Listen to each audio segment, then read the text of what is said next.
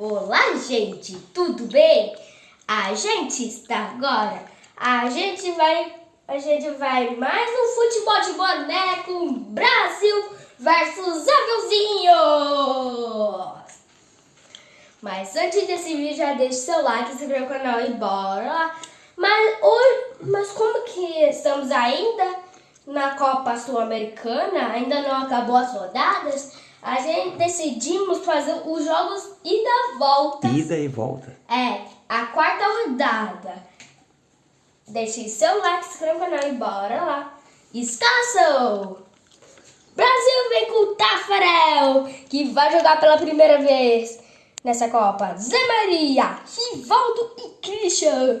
Anderson, Renato Gaúcho, Carlos Germano, Denilson e Gonçalves, tá com a cara virada pra lá. Aviãozinhos São os reservas, são os reservas, né? E os aviãozinhos vêm com verdinho, cinza, amarelo e azulzinho. Vou dar um nome para os jogadores. O goleiro pode... Não. Senão fica muito grande. Bora lá. Par. Ímpar. 1, 2, 3 e já. Ganhei. Ganhou de novo. Você sempre ganha. E começa. Começa o jogo. Mas já pega essa Maria. Rivaldo.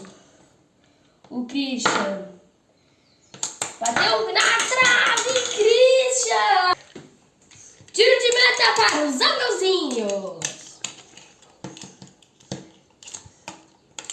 Tá prestes. Bateu. Ah não, é gol. Aviãozinho azul. Continua o jogo. Rivaldo, Christian, gol contra. Não.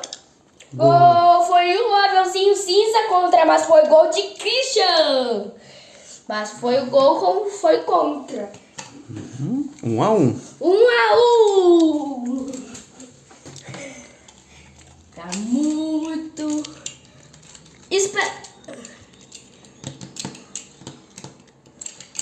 Bateu. Antes de cobrar o lateral, vou fazer uma substituição. Vai sair Rivaldo e quem vai entrar? Anderson no lugar. E Zé Maria e o Gonçalves vai entrar. Então, continua o jogo. Continua o jogo. Gonçalves.